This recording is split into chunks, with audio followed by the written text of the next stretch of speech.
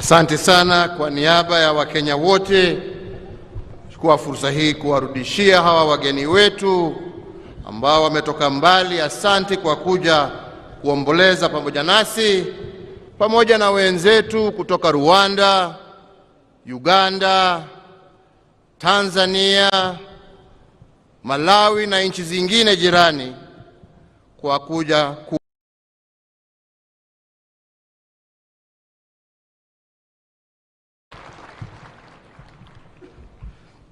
Fellow Kenyans, we congregate here today to honor one of the founding fathers of our beloved nation. We are here not only to mourn an incalculable loss, but also to celebrate a magnificent life. We celebrate a man of faith, a man of family, a man of honor, and a man who always put Kenya and Kenyans first. So my fellow citizens, whereas President Kibaki has rested and a remarkable life ended, his service to our country will not rest until the last mile of his bold vision for our country, Kenya, is complete. We honor and salute him today for his toil in the run-up to our nation's independence, and most notably, as amongst the leading architect of the modern Kenyan state. As one of the last standing heroes of our independence struggle, he had a special calling to execute the last chapters of the vision of our founding fathers, and he did this with surgical precision and a total disregard for what the naysayers thought of him. He finished the last mile of our founding vision as a nation, but he did not stop there. He helped us lay the foundation upon which future generations shall also build. But to this, I must add one more thing. President Kibaki was by all means a modest man and did not believe in loud shouting. When the limelight was shone on him, he tended to coy and hide. And this is because he found virtue and joy by doing the ordinary things that fulfilled his promise and purpose. He knew that he could not fulfill his purpose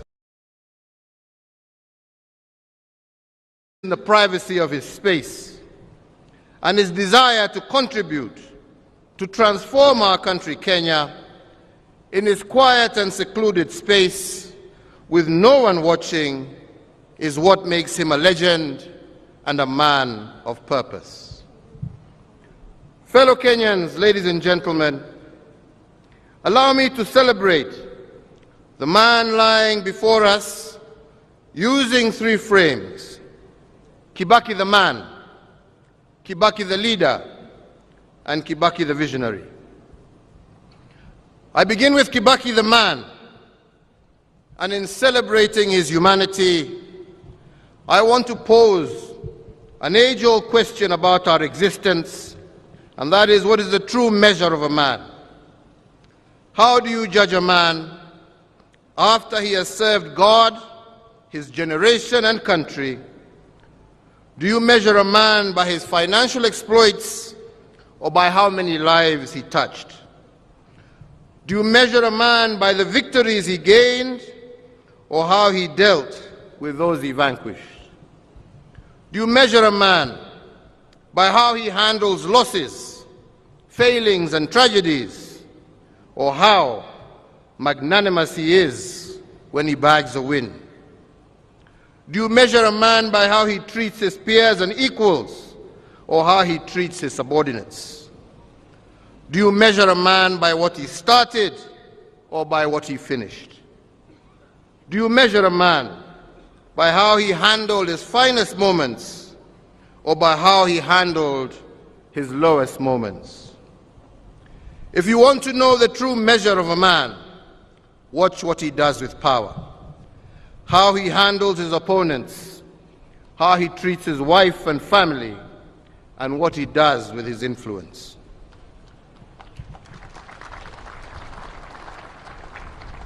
But fundamentally, as Martin Luther King Jr. taught us, and I quote, "The true measure of a man is not where he stands in moments of convenience and comfort, but where he stands in times of challenge and difficulties." End of quote.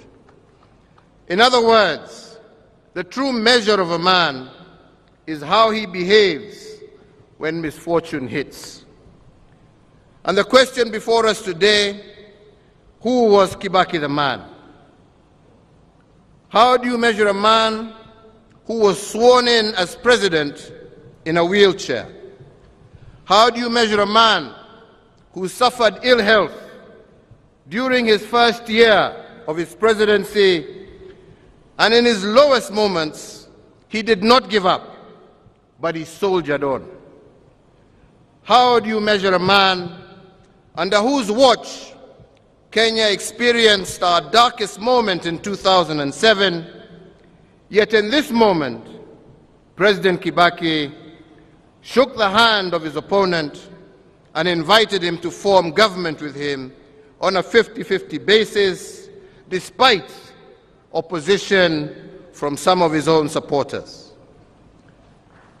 Kibaki, the man, had an incredible gift of tolerance. He had the ability to take in pressure and pain without showing distress. And this is why he was known as a man of few words. From his 50 or so years of active politics, he learned not to rush into judgment and decisions. He learned to lay in wait until the swollen river had found its course.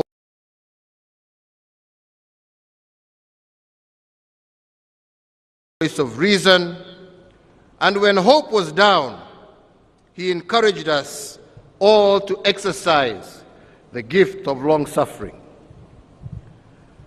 And if a man is not measured by what he started, but by what he finished, then the record must reflect that the Honorable Mwai Kibaki finished very strong. The end of Kibaki the man can only be summarized by the words of Apostle Paul when he said this of his own life, and I quote, "I have fought the good fight, I have finished the race, and I have kept the faith." This too must be recorded in our books of history as the finishing line of the Honorable Mwai Kibaki. He fought the good fight, finished the race, and he without doubt kept the faith.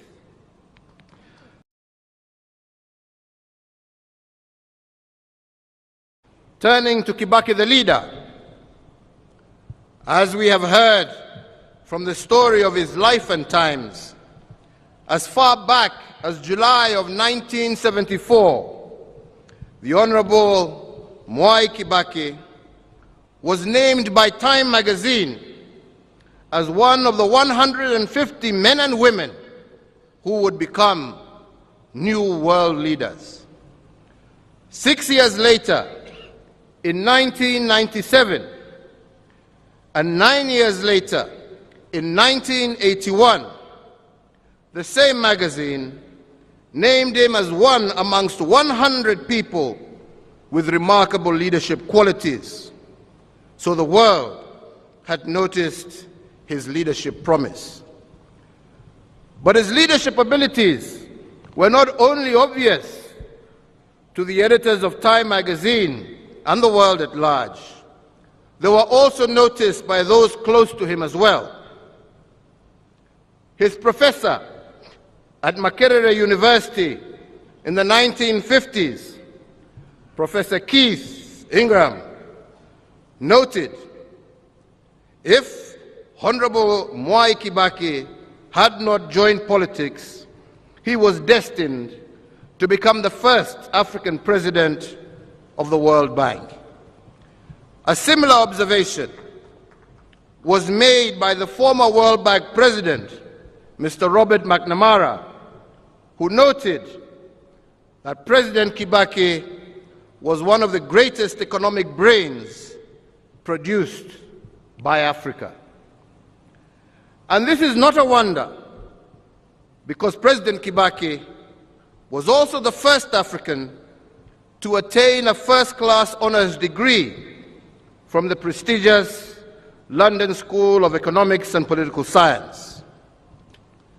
But how did his leadership abilities, celebrated by the world, translate at home? How do we measure Kibaki the leader during his 50 years of service to our country? At a very early age, the Honorable Mwai Kibaki knew that the biggest challenge of a leader is leading yourself. And to lead yourself, you have to be measured, you have to be disciplined and unwavering. He understood that a leader who does not lead himself will be driven by his difficulties rather than his vision. He will give in to pressure of crowds rather than the chosen path appointed for him. Such a leader will be pushed to make popular choices that please crowds, as opposed to bold choices that are good for country but may be unpopular at the moment. This ability to lead himself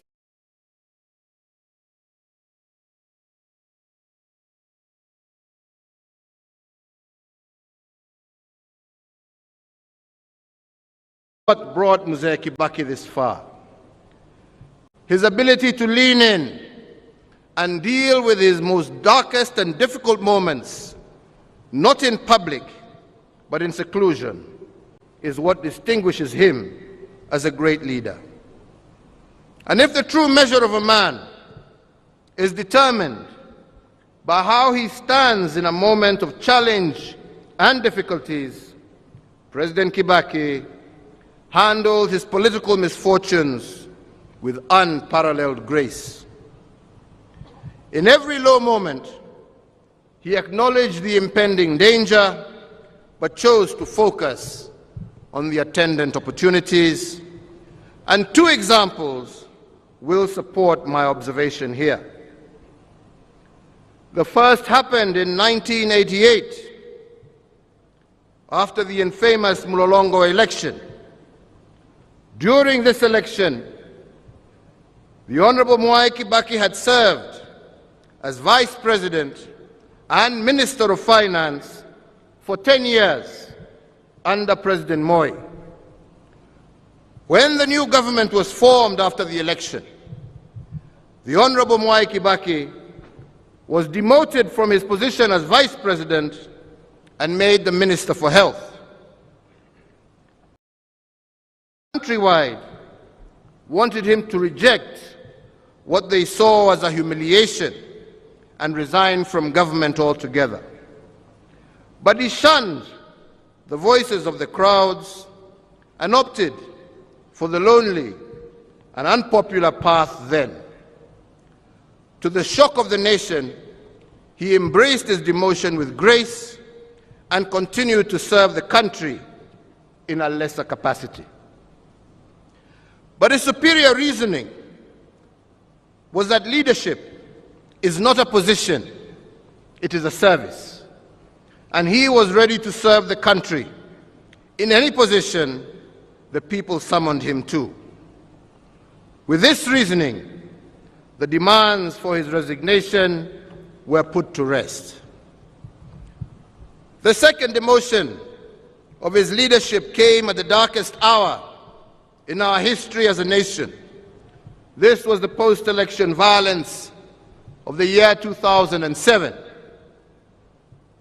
President Kibaki admitted to all of us that this was one of the lowest moments in his career as a political leader. But turning inwards, he converted this political misfortune into a constitutional moment. You cannot talk about the 2007 crisis without going back to the 2005 constitutional referendum. During this referendum, President Kibaki and his team feet in the hands of the Orange team. But he banked the referendum loss as a dream deferred. And he knew that one day, someday, we will fulfill Kenya's clamor for a new constitutional dispensation. Then the 2007 crisis presented itself. At first, it was devastating.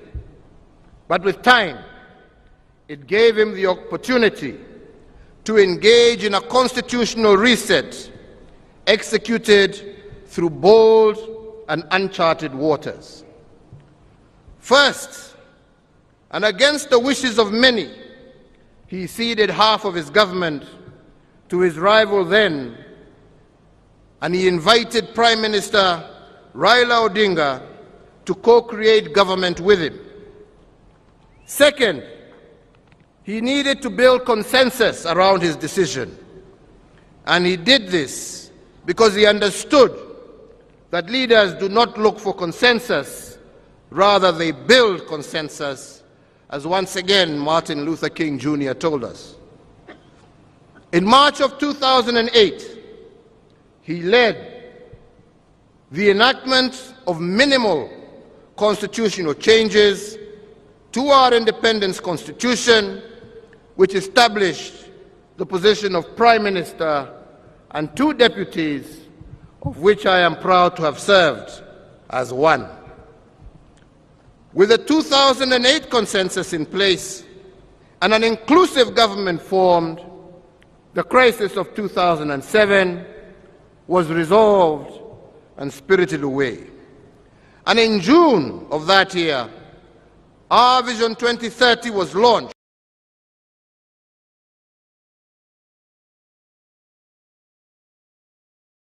Highest economic growth ever recorded in Kenya. The other notable achievement, which is also the third reset to our constitutional order, was the 2010 referendum.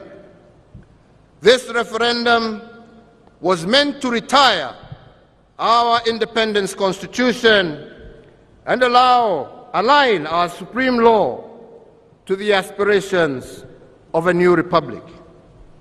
And in August of 2010, the deferred dream in 2005 became a reality, and apart from Vision 2030, the challenges of 2007 had gifted our country a new supreme law, the Kenya Constitution 2010. If the true measure of a man, therefore, is how he stands in times of challenge and difficulties, from the 2007 dark moment of our nation, President Kibaki stood tall and turned misfortune into positive change. These examples affirm that dreams deferred can never wilt away. Finally, fellow Kenyans, I will end my brief reflections with Kibaki the visionary. At the age of 29, the Honorable Mwai Kibaki was persuaded by Mzee Jaramogi Oginga Odinga to quit a well-paying job as a lecturer at Makerere University in Uganda and to take up a job that offered nothing but a promise. If his professor at Makerere University was right, Honorable Mwai Kibaki had the hope of becoming the first African president of the World Bank, a much safer and a much more assured path. But he rejected this dream in pursuit of a more challenging vision. He took on the job as the executive officer of KANU, then a little-known entity where he would survive on nothing but stipends. For him to make this decision, he must have been propelled by a vision that loved country more than self. Although identified by the international media as a world leader, he chose not to take the trodden path. Instead, he opted for the uncharted path of an independent Kenya and leave a trail. And this is what the 29-year-old Kibaki did. But to follow such a hazy path, he must have listened to an inner voice, a voice that led him to what the heart sees, but not what the eye sees. A voice that took him to the path of faith. And because of this walk of faith, the Honorable Mwai Kibaki must go down on record as a guardian visionary of our republic. Armed with faith and vision, the young Kibaki, alongside the likes of T.J. Mboya, drafted the founding instruments of our economy. Indeed, Sessional Paper number 10 of 1965 on African socialism and its application to planning in Kenya, drafted by him and Mboya, remains the guiding light of our economic transformation. When he became president in 2002, he went back to this original blueprint and upgraded it to the Vision 2030 that now guides our country forward. And using this document, he encouraged us not to be intimidated by bold projects. And that is why my administration, inspired by this thinking, has accelerated what I call the big push investments, especially in the area of infrastructure.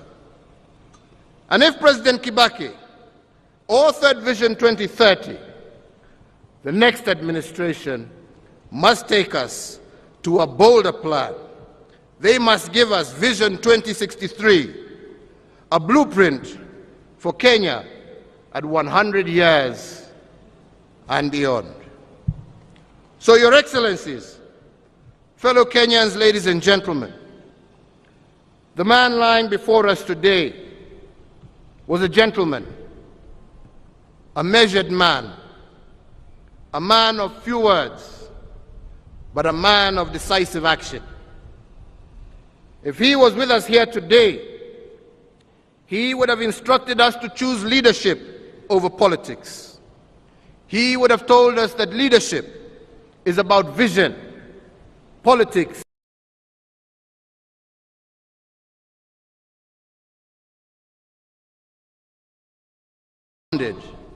on visions. President Mwai Kibaki epitomized the quote that life is no brief candle. It is a sort of splendid torch which holds bold for a moment and a desire to make it burn as brightly as possible before handing it on to future generations. The light President Kibaki lit will never flicker out because his torch continues in the lives of millions. Therefore, as we mourn his passing, we are reminded that it would be a tragedy if we let die what he left alive in our hearts and memories. On this day, President Mwai Kibaki's enduring legacy illuminates our nation and our great African continent this generation. To his family, to you, Judy, Jimmy, David, and Tony, and to your families and the entire extended Kibaki family, I deeply share in the pain of your loss and pray that you will find comfort in the words of the psalmist when he said, and I quote, "Hold on, my child, for weeping may endure only for a night, but joy comes in the morning." Remember, my dear brothers and sisters, that no night can last forever. The sun will always rise, and with dawn comes hope and light. May God bless you all. May God bless Kenya. May God bless this great continent of Africa.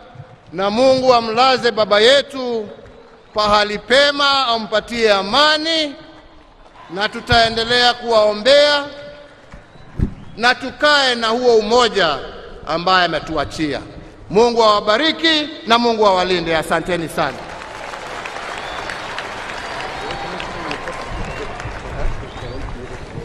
Your Excellency, the President Uhuru'S Kenyatta, Your Excellencies, all Kenyans, our dear family of President Mwai Kibaki, allow us now to conclude this time of prayer. Allow me just 2 minutes to make a few remarks.